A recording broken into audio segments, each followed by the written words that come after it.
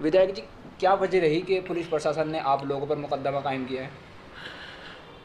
उत्तर प्रदेश सरकार और भारत की सरकार, गृह मंत्री योगी अमित शाह, ये सब लोग जो हैं सच्चाई की आवाज़ को ताकत के बल पे, ताकत के ज़ोर पे दबाने की कोशिश करते हैं।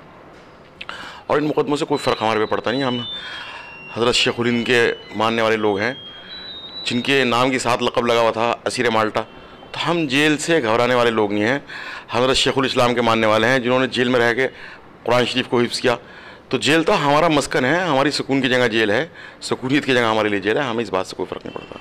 पुलिस प्रशासन ये कह रही है कि वहाँ ख़वातीन का धरना हो रहा है और आप लोगों ने, मर्द हजरात ने वहाँ तकरीर की है और दफ़ा 144 को लेकर हमने मुकदमा कायम किया है, उनका उन्होंने उल्लंघन किया है। क्या इस तरह की कोई बात है? मुत्तहिदा ख़वातीन कमेटी की तरफ से धरना देवबंद के अंदर चल रहा है, जिसको पूरे देवबंद का हर आम और ख़ास आदमी उस धरने की मदद कर रहा है। लेकिन आज तक 34, 35, 36 दिन हो गए, कोई भी मर्द उस स्टेज से नहीं बोला, क्योंकि वो ख़वातीन का धरना है। ख़वातीन ही उस स्टेज को चलाती हैं और ख़वातीन ही उसको कांटेक्ट करती हैं, ख़वातीन ही का सब कुछ लेना देना है।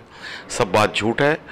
झूठ का एक प्रेशर बनाना चाहते हैं इस बात के लिए कि झूठे मुकदमे कर देंगे तो शायद हम जेल जाने से डर जाएंगे। हम जेल जाने से डरने वाले लोगों में से नहीं हैं और हमने पूरी मजबूती के साथ हज़रत शेखुल हिंद की बात को पकड़े हुए हैं कि हमें अमन, सुकून और शांति के साथ जो है अपनी लड़ाई को लड़ना है, बुराई के ख़िलाफ़ लड़ाई को लड़ना है, संविधान के ख़िलाफ़, जो संविधान के साथ छेड़छाड़ की जा रही है उस लड़ाई को लड़ना है। हम इन चीज़ों से घबराने वाले नहीं है। ना हम जेल से घबराते, जेल जाने से घबराते नहीं, कितने झूठे मुकदमे सरकार लगा ले, इन चीज़ों से इस धरने पे कोई फ़र्क नहीं पड़ने वाला है। माविया अली साहब, आप सरकार के रवैया देख रहे हैं कि वो बिल्कुल पीछे हटने को तैयार नहीं है, कोई फ़ैसला नहीं आ रहा है, कोर्ट भी लगातार मुसलसल तारीख आगे बढ़ाते जा रही है, तो आप कब तक ये धरना जारी रखेंगे?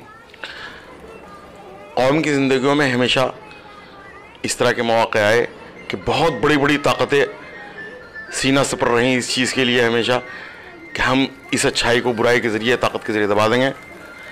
तारीख़ गवाह है और हालात हाज़िरा भी इस बात का गवाह है और इंशाअल्लाह आने वाला माजी भी इस चीज़ का गवाह होगा, आने वाला वक्त भी, कि हज़रत शेखुल इस्लाम देवबंदी की डोर को जिसने पकड़ा, वो कितनी भी बड़ी ताकत रही हो, कितनी भी अजीम ताकत रही हो, वो हज़रत शेखुल इस्लाम के मानने वालों को, हज़रत शेखुल हिंद के मानने वालों को कभी हरा नहीं सकती। तो ये थे माविया अली साहब, ये कह रहे हैं कि तहरीक रेशमी रुमाल जैसी तहरीक जो देवबंद से शुरू हुई और उन्होंने अंग्रेज़ को झुकने पर मजबूर कर दिया, तो हम भी उसी तहरीक को लेकर देवबंद से चले हैं। इंशाअल्लाह ये जो मौजूदा हुकूमत है ये भी झुकने को तैयार होगी।